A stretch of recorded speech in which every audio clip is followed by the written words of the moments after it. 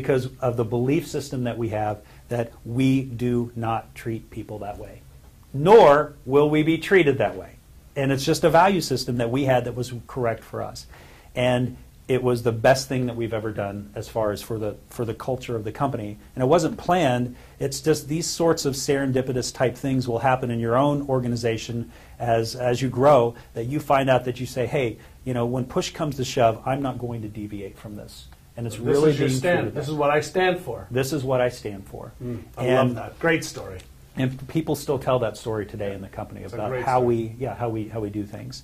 So the third value that we have is build stuff you're proud of. And the story from this is, being a tech company, we had been involved not as owners but as workers in other tech companies, where what they tried to do is they tried to do throughout the 90s, as you know, tried to do just enough to make it look like they had a product to get some sucker to buy them, right, and sell their company to another company. And we decided very early on that we didn't want to be one of those sorts of companies. What we wanted to do is we wanted to be something that we could look back on, and we wanted to build a site that we're very, very proud of when we look back.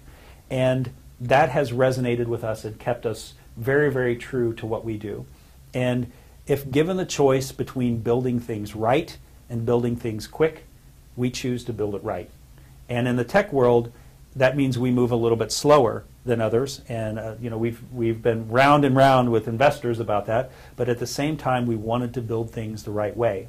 And now that it's kind of expanded out from technology into every area of the company. So if you're in customer support, have calls you're proud of. If you're in marketing or sales, sell things that you're proud of, cut deals that you're proud of, write code that you're proud of. All of this thing is contributing in such a way that makes a positive, lasting difference in millions of people. See how now it ties back in? It ties back to your core value. With the core value. And so these things Y'all are get critical. that? Right. And so all of the value system, they all kind of start stacking on and resonating together. Right. Yeah, this is, I love this stuff. So yeah. So this next one, and this is my own personal litmus test. And the way I describe is, what is stuff that I'm proud of? And I want to build things. This is my grandfather. He's now, I think, 92. And I say, I want to build things that my grandfather would use and be proud of using. And for me, he was he's the best guy I know, the most honest guy. And so that's my own personal litmus test. And if you can find these sorts of things for you, that way you know, because you're always faced in business, as you know, with so much opportunity.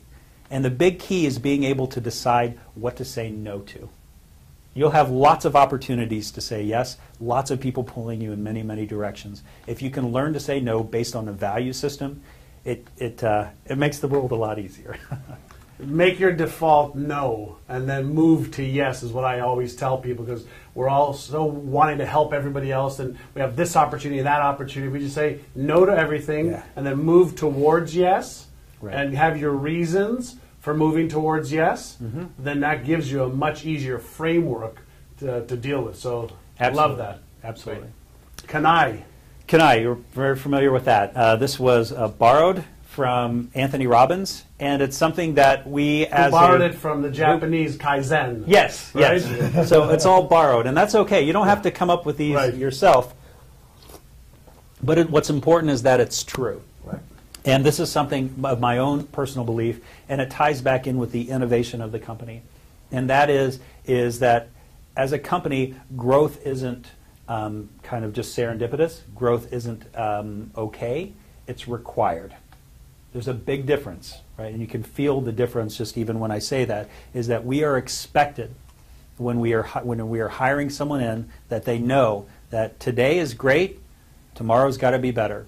And tomorrow after that has to be better, not only just as a company, but we actually want you as a person to grow. Because we believe that if we can get you to grow and learn these life lessons, set goals, we teach people how to set goals within the company, accomplish those goals, that you can apply those to your personal life, you can apply those to your business life, and that in general, that makes you a happier person.